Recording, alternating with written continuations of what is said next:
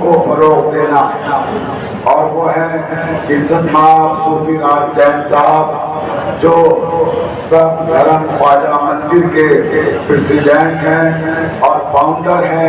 انہوں نے پوری دنیا میں انسانیت کا پیغام پہنچایا ہے اور اہل بیت علیہ السلام کے مشن کو آگے بڑھانے میں جس طرح سے آپ پیش ہیں انہیں لفظوں میں بیان نہیں کیا جا سکتا۔ پہلے تو میں آپ سے گزارش کروں گا کہ صوفی راج جین صاحب کے استقبال میں سب بلند ترین صلوات پڑھیں۔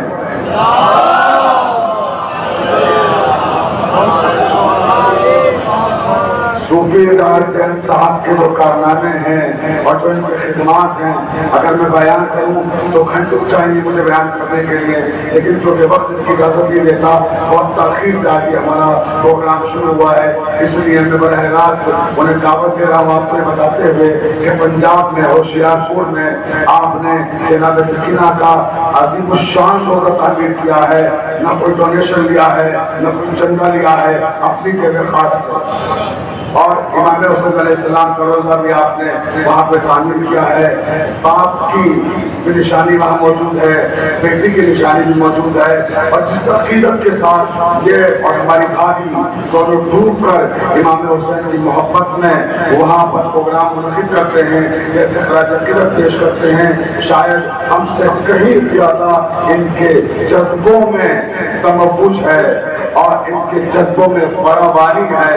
میں تو جب ان کو دیکھتا ہوں یقین جانیے میرے اندر وہ جذبہ ایمانی بیدار ہونے لگتا ہے کہ جو انسانیت کے لیے مجھے ہر قدم پہ تحمیز کرتا ہے۔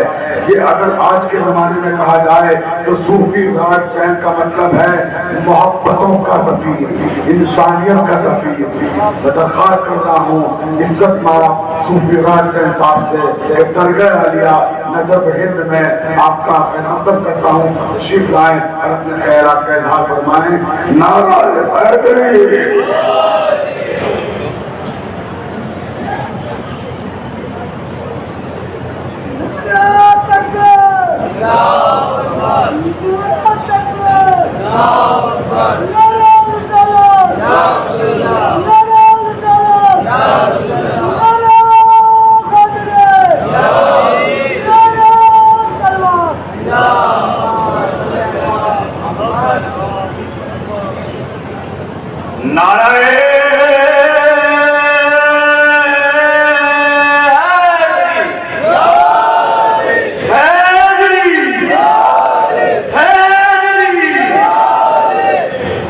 خوشی ہوئی کہ آپ نے دونوں ہاتھ اٹھائے۔ ایک تو نعرہ یہ 3 بار لگنا ضروری ہے تاکہ کہیں لگ جائے۔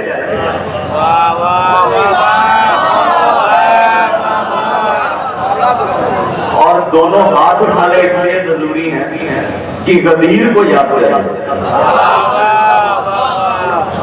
پہلے تو میں ڈاکٹر شفاعت صاحب کا اور پوری کمیٹی کا بہت بہت شکریہ ادا کرنا چاہوں گا کہ مجھے آج انہوں نے اس لائق سمجھا کہ میں آپ کے بیچ آ سکوں، اور یہاں کے انتظامات دیکھ کر بہت خوشی ہوئی کہ پورے دنیا سے یہاں پر لوگ موجود ہیں اور بہت اچھے انتظامات کے ساتھ ان کی خدمت گزاری ہو رہی ہے۔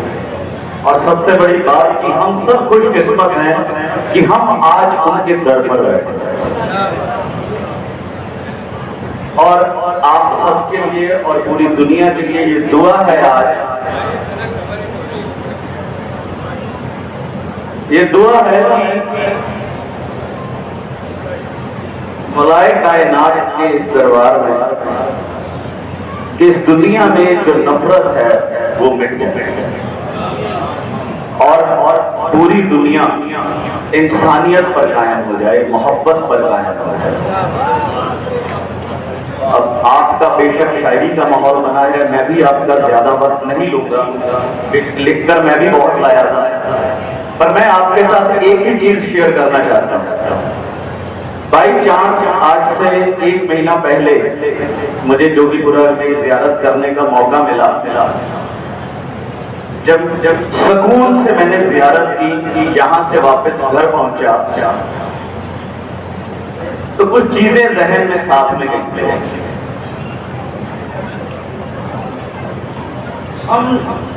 بڑی آسانی سے نجف استعمال کرتے ہیں ورڈ کو، ہم شبد استعمال کرتے ہیں نجف. جب یہاں آیا تو نجف ہند، تو میرے ذہن میں یہ سوال گونجتا رہا گھر جانے پر کہ نجف وہاں ہے، یہ نجف ہند ہے، پر یہ نجف کے کیا معنی رکھتے ہیں، کیا ہوگا یہ نجف جہاں پر مولائے کائنات نے اپنا قیام کیا، اس جگہ کا نام نجف کیوں رہا؟ پہلے کبھی میرے ذہن میں یہ سوال نہیں آیا اتنے سالوں میں، پہلی بار اس جگہ سے جانے کے بعد یہ میرے ذہن میں سوال گھوما. اور خاص بات یہ ہے کہ میرے سوالوں کے جب جواب نہیں ملتے تو ان سوالوں کے جواب لینے کے لیے میں مولا غازی کے اس علم کے نیچے بیٹھتا ہوں جہاں انہوں نے مجھے بچا رکھا، اور اس علم کے نیچے بیٹھ کر میرے ذہن میں یہ سوال گونجتا رہا کہ مولا بتائیے، میری رہبری کیجیے کہ نجف کا معنی کیا ہے. میں اور میری وائف ہم دونوں وہاں بیٹھ کر یہاں کی گفتگو کرتے رہے، نجف کے بارے میں بات کرتے رہے، مولا کے بارے میں بات کرتے رہے، اور ایک دم سے ہم دونوں کے زبان سے ایک شبد نکلا، نور. تو نجف میں 3 اکشر ہیں، ن، ج اور ف. میں اردو نہیں جانتا، میں ہندی نہیں بات کرتا ہوں کیونکہ میری لینگویج ہندی ہے، تو اس میں 3 شبد بنے، ن، ج اور ف. جب نور آیا میں تو سمجھ میں آیا کہ ن کا مطلب تو نور ہے.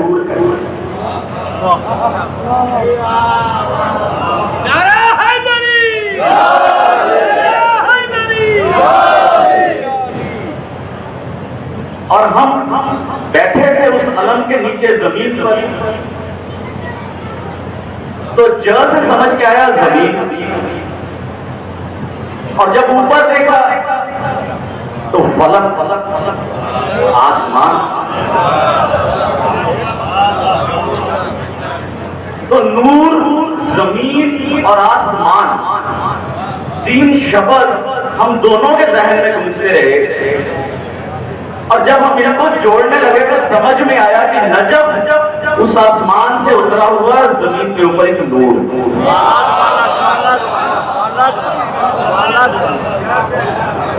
اب اتنا تو سمجھ میں آ گیا کہ وہ آسمان سے بھیجا ہوا ایک نور ہے، پر بھیجا کیوں کیا، یہ بڑا سوال تھا. تو ہاتھ اٹھائے مولا بارگاہ میں ایک اور عرض ہے آپ کی کہ یہ تو ہمیں سمجھ میں آ رہا ہے کہ ایک نور ہے، اس پروردگار کا ایک نور ہے جو زمین پر ایک اشارے کے طور پر ہمارے سامنے ہے، پر کیوں ہے؟ اس کا جواب بھی تو ہمیں چاہیے کہ وہ سب سے زیادہ ضروری چیز ہے، کیوں ہے نظر.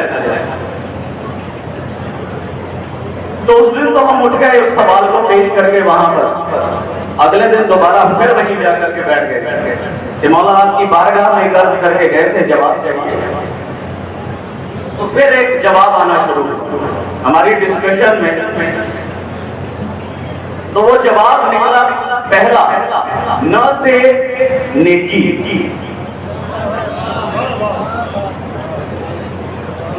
ن شبد سے نکلا نیکی، اور ج سے نکلا جذبہ، اور ف سے نکلا فرض. پوری ان کی جو ہم دونوں نے لکھی وہ یہ تھی کہ اگر ہم نیکی، جذبہ اور فرض کی بات کریں تو یہ تینوں کی شبد جو ہیں وہ انسانیت کی نیو ہے، اور انسانیت کا پیغام ہی مولا کا پیغام ہے. تو نیکی ہمیں دوسروں کے لیے اچھا کرنے کی پریرنا دینا، اور جذبہ اس اچھائی کو ساکار کرنے کا حوصلہ،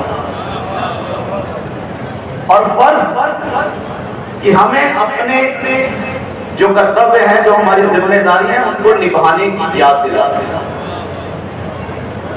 इन तीनों लफ्जों का एक वाक्य में अगर बात कहूं तो ये है कि नेकी के साथ जज्बे से अपने फर्ज को पूरा करते हुए इंसानियत को मजबूत बनाए। तो ये नजफ के मायने क्यों, एक और बात मेरे जहन में आती है कि हम लोग अली